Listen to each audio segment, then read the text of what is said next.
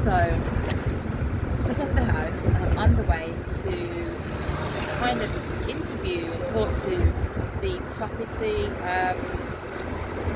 the guy that was in the last video who does property.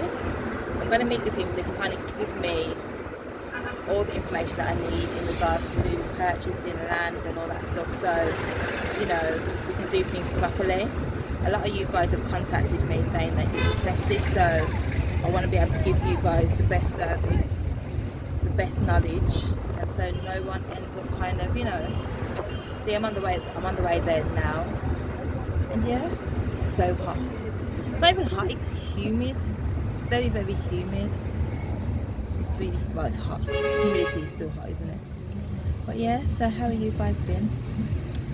I've just been working on the launch of my product, which comes out on the 26th of September. Today's the 31st, so tomorrow's the 1st of September, so literally 26 days from today. So yeah, I've just kind of been working hard on that really. And that's it. So, get ready for a little mini interview that I'm going to do today. Hi people. So now I am actually in a restaurant called Delish with. Hi. So as you know, I've mentioned we're having a meeting today, so we can give you all the information on property, buying land here in Ghana, because people are warning us not to buy land, as you see in the comments. So he's gonna reassure us that buying land in Ghana is fine. But at the moment, we're just here talking about he's giving me relationship advice. He's just giving me some good advice now about dating, which tribes to stay away from. That's what you said. You said to me which tribes to stay away from. Yeah.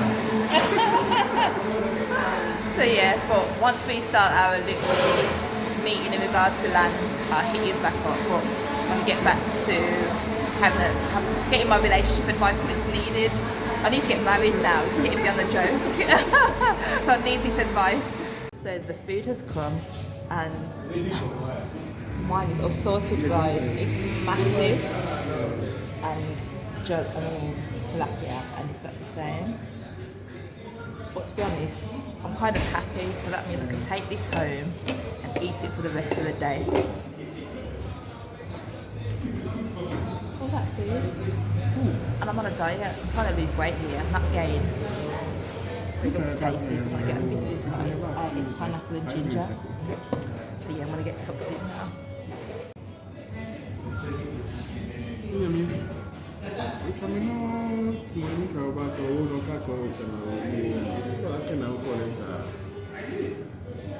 Hi people, so we've eaten now. It's on me, don't worry. I wouldn't just put the camera on you like that. So we've eaten now, we're back at the office. And what do you like to be called? Chris or Nee? Both. Chris Nee. Yeah. So Chris Nee. So Nee is a Ga name. So anyone that you hear is called Nee is a Ga.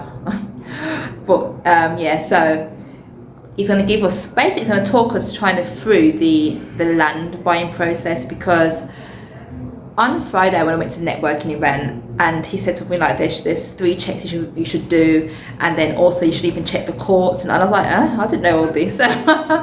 So, you know, I think it's just a good, you know, it's good for us to understand and know. And this is what Need deals with, this is what his business is about, so he knows it back to front, inside out. And yeah, so when he's ready, he's gonna take the spotlight and give you some good information.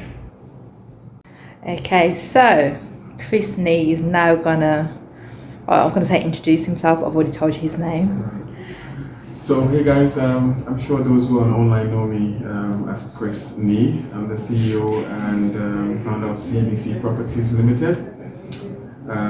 We are into real estate and specifically into lands and all the issues and acquisitions and sales and purchase on land business in Ghana. So welcome. Thank you. So can you give us like an insight? How long have you had your business for, and what made you get into property? So officially the company is about 7 years old now. We started in 2015. I've been in business more than 7 years, almost about 8 years to 9 years. I started before I started the company. So, that's been our journey. But why did I go into real estate? I think it's fun. It's a business or a sector where you don't lose much. But I actually trained as an electrical engineer, a marine electrical engineer. But I wanted to be an entrepreneur, and one of the sectors I chose to want to do this was into real estate. I started with cars, auto as well, but it doesn't do much as real estate, so I focus more on real estate as well. Yeah. Okay. So, so what do you do within your business? I know it's property, but what do you actually do? Yeah, so our business is set up for specifically on land acquisitions and land sales. So if you have a land to buy or to sell, you go to people.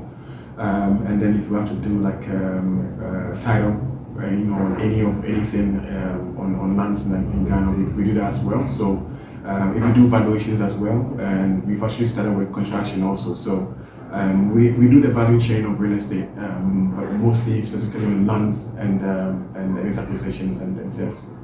Okay. So land, obviously being from the UK, it's not something that a lot of us do. You can't really buy the Queen's land, as you know.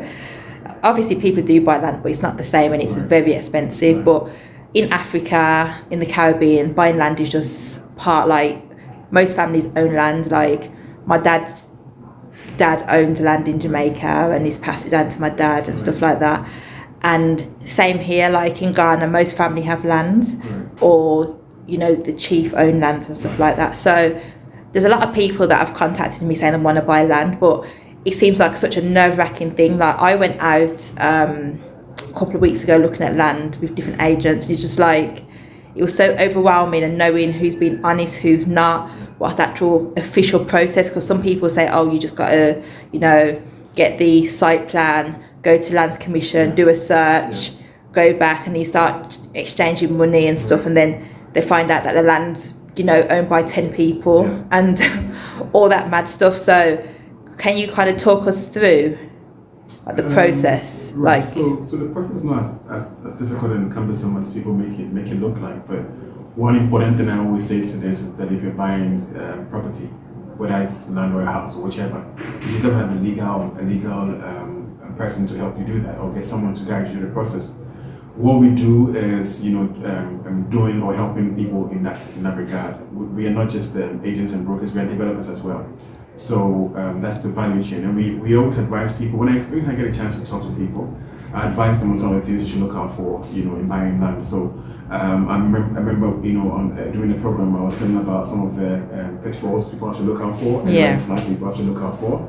So if they go onto our website, CBC Properties website, cbcghanalimited.com, you'll see everything you need to know about lands. I've written a lot of articles also about that as well. So the first thing I always tell people to do is you have to make sure that the land you're buying is legit. How do you do that? You have to always have a budget as well in your mind. Have to know which locations you're looking out for. So have a plan. First thing is have a plan.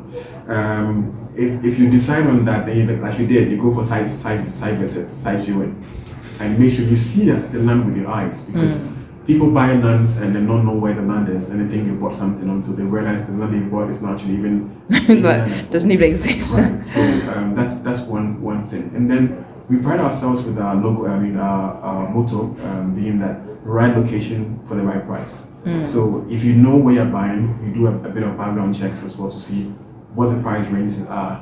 If the deal is too good to be true, you should know that you're going to buy into a bad deal. Because every land has its cost, or has its cost component, and has its price. So if you buy anything cheaper than that, then you're not going to be able to get a good deal. Yeah. So that is also realistic budget is one of the things I ask people to look out for. Then the other one is getting your own surveyor to do the land picking and doing a search after that. Now you ask, why do we do that? Because when you're going to buy land these days, they just hand over the site plan to you. How sure are you that the site plan is actually showing the exact land that you're discussing? Yeah. So go with your own independent surveyor to go and do this, picking up the exact points of the land, the four corners, and run the search with that data or that site plan the surveyor will give to you, which is very important, so that they're discussing the same piece of land, because I've seen two sides of lands just close to each other. One is litigated, the other one is not.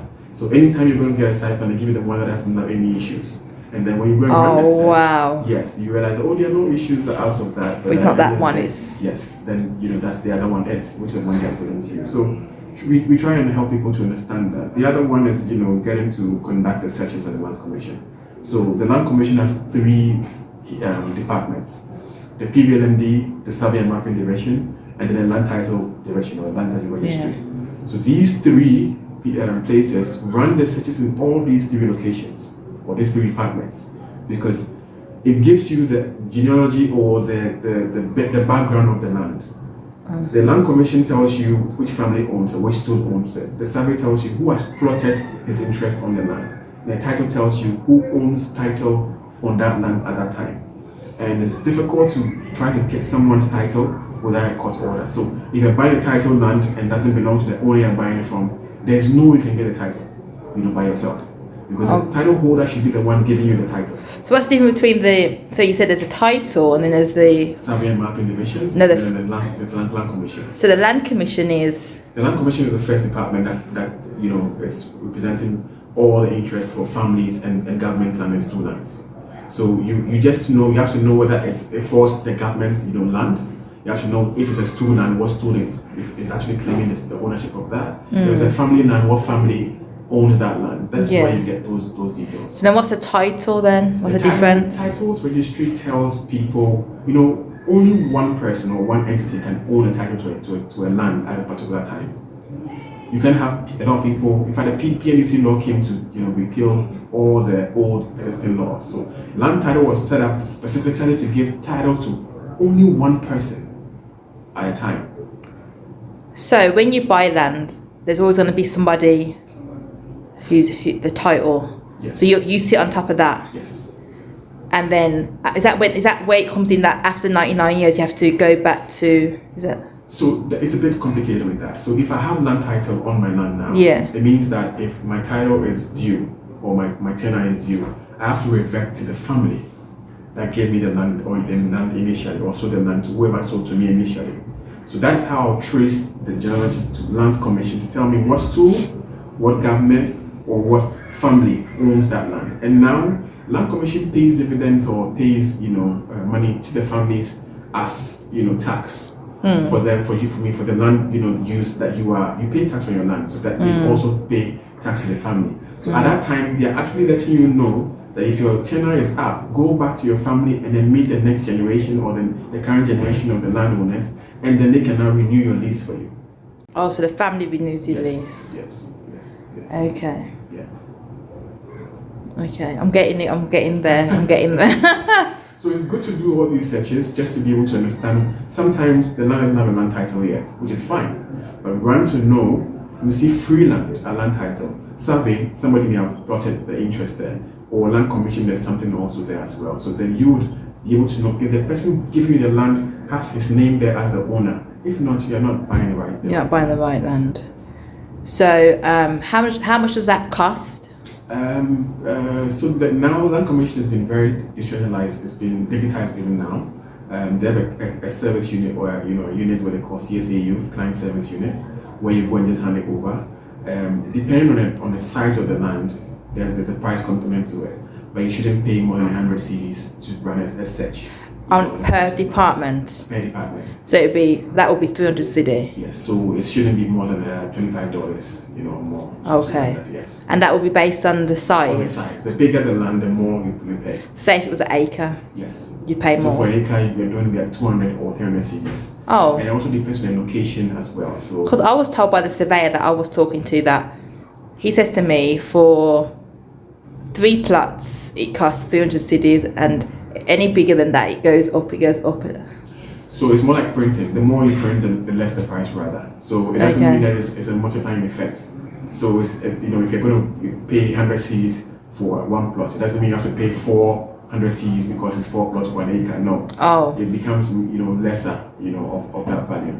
Okay. And that's determined by the Land Commission as well. There are rates that has been given to them so they can calculate for you But also, practically it depends on how early you want, the search How results. soon, yeah. So as early as you want it, there's a price to it that you have to pay for.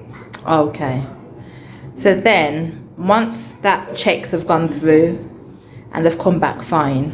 Yes. So that doesn't end it. It means that, like I said, once the lawyer is involved in this, there's supposed to be a sales and purchase agreement that has been signed by both parties. So there's a proper agreement that tells what is supposed to be done, and then the lawyer is supposed to be the one to prepare that. Okay. And then after that, the indenture is done. The indenture is actually telling you that you are now the owner or the ownership of that land.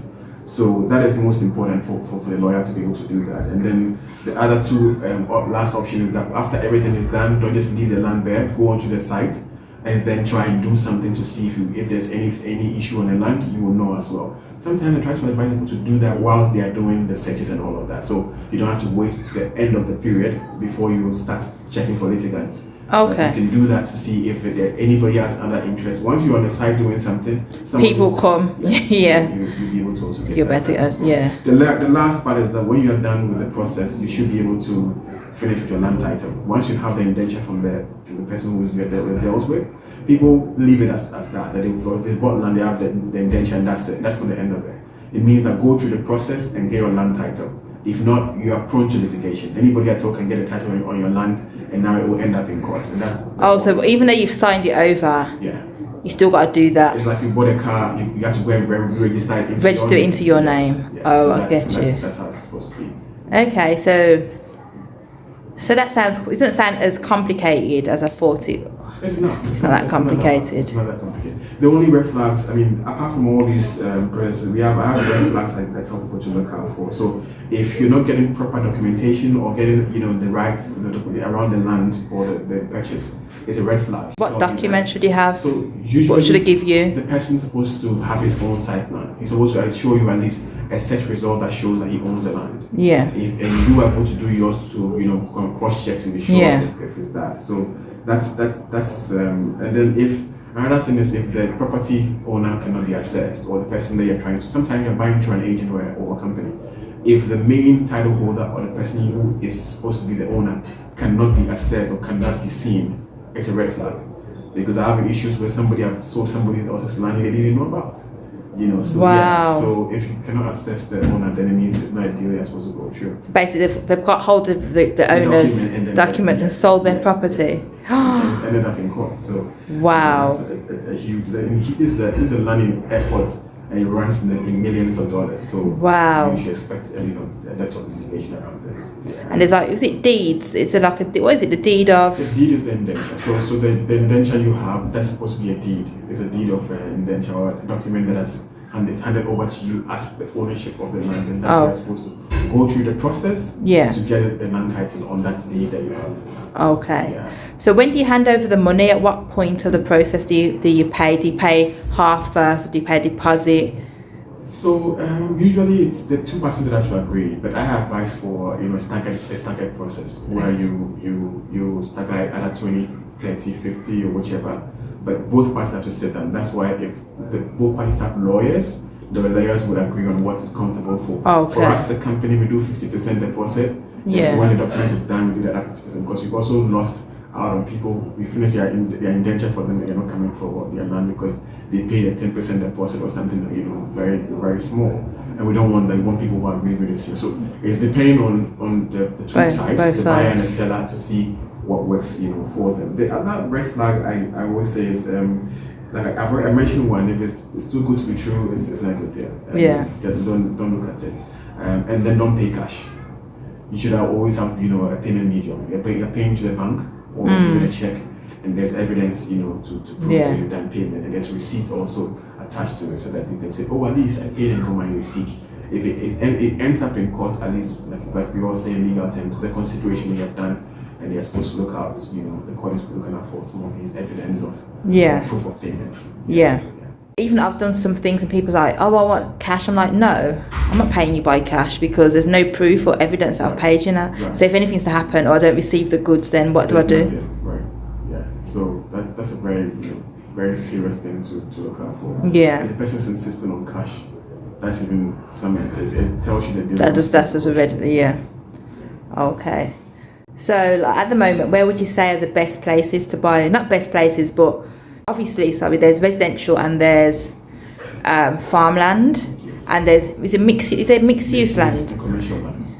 Okay, and commercial land. Residential lands, there's mixed use. You can do both residential and commercial. Yeah. And there's commercial lands, and then there's farmlands. Yeah. Okay. So, are farmlands usually cheaper to buy than residential? They're the most cheapest. The most Because cheapest. you're not actually doing much on the land. You're not putting something permanent on the land. Yeah. You're just using it for farming. Yeah. And that's a different conversation altogether, because we even have, different ways and means of doing that as in Ghanaian law. There's an option where you can divide, the proceeds of the land. You don't have to buy it by cash. You just have to just get the land and divide the proceeds or the harvest with the landowner. Oh, okay. Or whichever agreement that it is. So there's a lot of options. Oh, okay. I didn't know that one. So, you may not have to buy the land, but you can also go to the chief or whoever owns the land and say, I have an arrangement, use your land, and then when I get produce or I do harvest, I give you some of it. Okay. Yeah.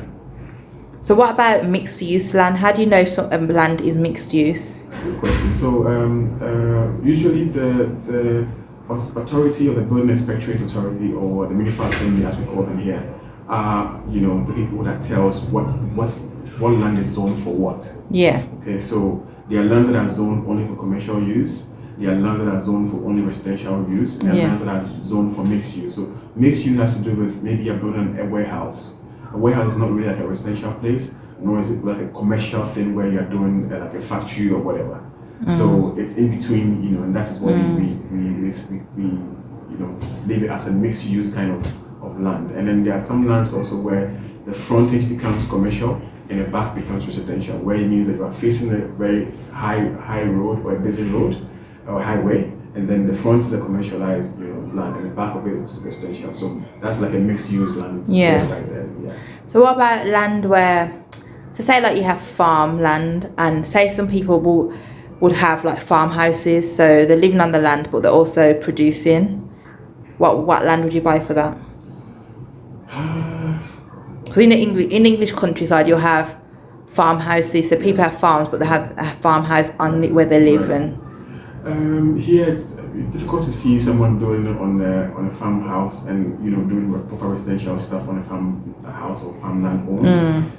Sometimes you have to go to the building authority and then change the use of the land, so that, or what you do, like I say, misuse.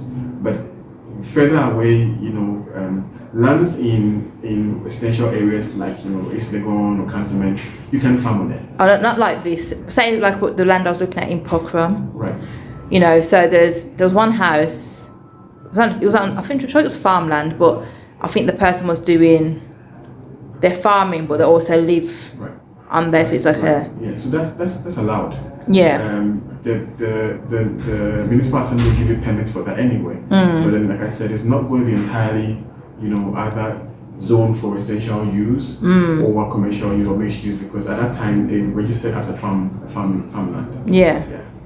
Okay. It's obviously knowing exactly how, because you get a lot of people who are. So say if you have residential land, say if you bought like an acre, but residential land at an acre is going to be quite a lot, because you're getting a lot of people who want to, do home. Have you heard of homesteading? Homestead. Where you grow, like you have your own, like you have your own garden and everything. Yeah, you grow your own vegetables and stuff. You have your own animals, kind of thing. Yeah. So a lot of people are now looking at living off grid. Right. So they want to live out in the countryside. But so, what land would they buy for that? So again, you buy usually lands that are a bit away from the city and all the noise and everything. Yeah. So for example, like a brie. Yeah. People like to have a brie or mountainous areas to live, to have the greenery and all that comes with it. But again, people are still living in residential places and then able to have a very small place that they've done their own gardens and stuff. So it depends on where you live and what you really want to do. You can always design yourself your buildings to that. But usually people who want to live those kinds of lifestyles they want a big land. So to be able to get a cheap land at that price, you have to go a bit away from the city. With, Aquapong, yes, Adukum. yes, like a Kokum, what you saw. Yeah. It's a bit away from Accra, but a beautiful, area with trees and everything. Some go as far as Pram, for the seaside and all of it. Some go towards, Takrade and all of that. So all has to do with what connections that you have and why you want to buy or what would be on that road. Okay, thank you. You're most welcome. So is there anything else you want to talk about? Like, do you find people buying properties more or land more to build? Tough question, and the data is still being gathered because Corona, we don't have all the data available. But now we get to have people who will want to build their own style and build their own modern homes. So they want to they'll buy a house and build their own. And at the same time, we have developers that have come to town that are doing quality homes. People are actually more connected to want to buy homes, that are already developed. So it's more like a personal choice. But ideally, for now, I don't have the data to prove whether people are buying more lands to build, nor are they buying more homes that are already built. But that the business is ongoing. It depends on the person who is actually buying, or who is going to build. You either want to buy already built because you don't want the hassle of checking on people and making sure you're doing the right thing all the time. People actually also have architects and drawings or people who construction people who look up what they are building and you know how to do that stress. So that is not always like the case. But if you want to buy an already made home, you go and sleep and then get your keys to your home the next time you just finish your payment. But to buy, I think that's more expensive though. It's cheaper to build your own, isn't it? Very. I mean, obviously, the person you are building, so you know what you're going to put into it. And the person who has already built also knows. You can't actually quantify, what the person has done, but he's telling you that's a value of what he's built. How would you check? So it's more like supply and demand. You have the need to actually go and buy. So they decide, it's a fair deal. The worst part of our construction, phase here is that we actually import a lot of things, in Ghana. So it's a bit sometimes difficult to have things cheap. But with worst case scenario, it's fair price, for things. Okay. All right. Thank you. Is there anything else you want to say? Land is one of our like Mark Twain said, it's not being manufactured anymore. You're not making it anymore. So if you have the desire to own a piece of land, now is the time to buy it. You don't have to wait till next 10, 15 years when the price has gone way up. So I would advise people to buy as much as they can. Some people buy for their future homes, some people buy for investment. So worst case scenario, look at what it is, and those who are in diaspora as well, always have a piece or own a piece of the motherland. That's a dream now. And then I'll see you on the top side of life. Okay, thank you. So as you just seen, just finished the interview and now heading home. I feel tired. I think it was that food, But yeah, so I'm gonna go home and do some more work. What some things I need to do. I'm doing a Instagram live on Monday, and it's gonna be called what's it called now? How to stay looking young, or I can't remember what it is, but the title is basically how to kind of maintain youthfulness through the food that we eat and exercise, because what we eat is all are the ingredients of youthfulness and staying young. And not eating well, not doing exercise it will kind of wear you down. It will make you age quicker. So I'm going to be just giving some little tips and tricks of what we need to do to stay young, because we want to be young, like forever young. Like, who don't want to be young? Who wants to get old? Oh yeah, but yeah, I've got so much of that food left. I left it in the shop. I'm going to go and collect it now. Like, the food was too much. What I had earlier was like assorted rice with vegetables and stuff, jollof rice and tilapia. So I'm gonna go and collect that and eat that. At least I don't have to cook today. I'm happy about that. So yeah. But yeah, I'm gonna head home yet now. I've got this dress and I ain't worn it for such a long time.